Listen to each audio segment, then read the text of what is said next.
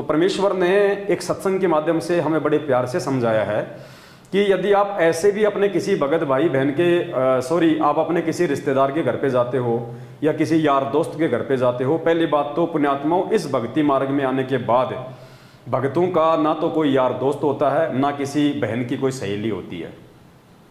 हमने जो भी मित्र अपने इस नाम दीक्षा लेने से पहले जो बना रखे थे, जो भी हमारे यार दोस्त थे नाम दीक्षा से पहले, पुण्यात्माओं, यदि अपना आत्म कल्याण चाहते हो और परमात्मा की नज़रों में यदि एक अच्छे और नेक भगत बने रहना चाहते हो और यदि इसी जन्म में मोक्ष चाहते हो, तो परमेश्वर ने स्पष्ट रूप से संकेत कर रखा है अपने सत्संगों में कि यदि नाम दीक्षा से पहले आपका कोई मित्र है, जैसे कहते हैं ना, ये तो मेरा बिल्कुल मेरा धर्म भाई है, मेरा ये परम मित्र है, मेरा ये गुड फ्रेंड है, बेस्ट फ्रेंड है, पुण्यात्माओं, वो बेस्ट फ्रेंड आपके जी का जंजाल बन जाएगा एक दिन, यदि आपने उसकी संगति को नहीं छोड़ा तो।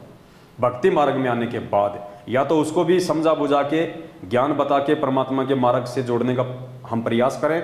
यदि वो नहीं जुड़ पाता है तो पुण्यात्मा, आपने उस अपने बेस्ट फ्रेंड की साथ संगति को, उसकी कुसंगति को हमने छोड़ देना चाहिए। वो हमारे किसी काम का नहीं है। एक ना एक दिन वो हमको ले डूबेगा अपने विचारों के चलते। दास आपको दो छोटे छोटे परमात्मा जी के सत्संग सुनाएगा, जिससे हमारे को दृढ़ता आएगी कि वास्तव में भक्ति मार्ग पे हमने किस प्रकार से परमेश्वर के ज्ञान को आधार बना के चलना है। सबसे पहले परमात्मा मित्र के विषय में संकेत कर रहे हैं कि आप अपने मित्र को या तो भक्ति मार्ग पे लगा दीजिए या फिर वही मित्र एक दिन आपकी कमजोरी का कारण बन जाएगा, आपके भक्ति नाश का जो है वो कारण बन जाएगा। ध्यान से सुनिए परमात्मा का सत्संग। वही व्यक्ति विचलित होगा जो गुरुदेव से प्यार नहीं करता, जो गुरुदेव पर पूर्ण आश्रित नहीं है।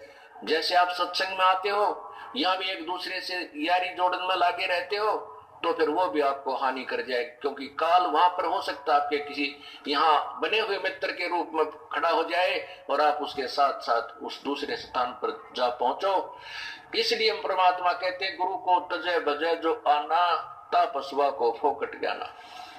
यानी नाम दीक्षा लेने के बाद भी यदि हम ऐसे किसी अनुपदेशी मित्र या सहेली के संपर्क में रहते हैं, तो परमेश्वर कहते हैं, गुरु को तज भजे जो आना, तापसवा को फोकट ज्ञाना।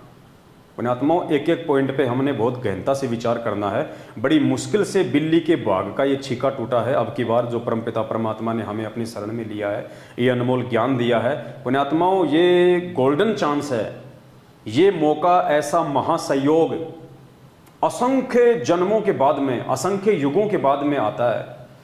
ये सबसे पहले तो ये कलयुग का समय, और इस कलयुग में भी बिचली पीढ़ी, और बिचली पीढ़ी में आप और हमारा मानव जन्म, और आप और हमारे मानव जन्म में रहते सहते इस परमात्मा का आने के बाद आप और हमको सद्बुद्धि देके अपनी शरण में लेना, और शरण में लेने के बाद पुण्यात्माओं भक्ति पे टिके रहने की प्रेरणा करना, और उसके बाद ये बरवाला कांड होना, और कांड के बाद में संगत का दो भागों में विभाजित होना, और एक भाग जो ज्ञान आधार से चल रहा है, परमेश्वर के वचनों पे चल रहा है, साध संगति, उससे जोड़ देना।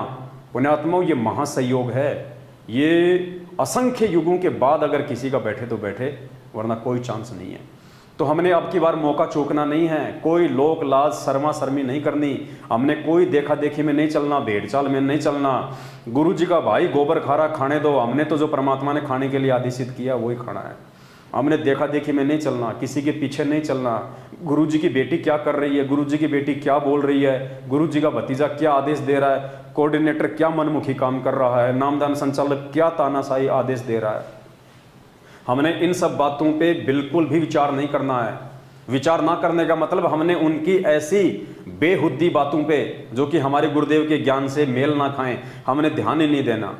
हमने केवल परमेश्वर के वचन को फॉलो करना है। जो बातें गुरुदेव ने सत्संग में हमारे को बता दी कि बेटा ये कर्म करने से भक्ति बनेगी और ये कुकर्म करने से भक्ति बिगड़ेगी। बेटा भक्ति करने से, अच्छे भक्तों की संगति करने से, साध संगति से जुड़ने से, अपना नेक नीति से, अपना काम धंधा करके, अपना भोजन भंडारा करने से, अपना परिवार का पालन पोषण करने से तेरी भक्ति बनेगी। वो कर्म हमने करने हैं। और गुरुदेव ने कहा कि बेटा ये राजनीति करने से, आरक्षणों में जाने से, कभी उस पार्टी को वोट देना, कभी उस पार्टी को वोट देना, गुंडों की सीबीआई जांच करवाना, कभी रक्तदान, कभी देहदान, फालतू में एक दूसरे की देखा देखी में चलना, इनसे हमारी भक्ति बिगड़ेगी।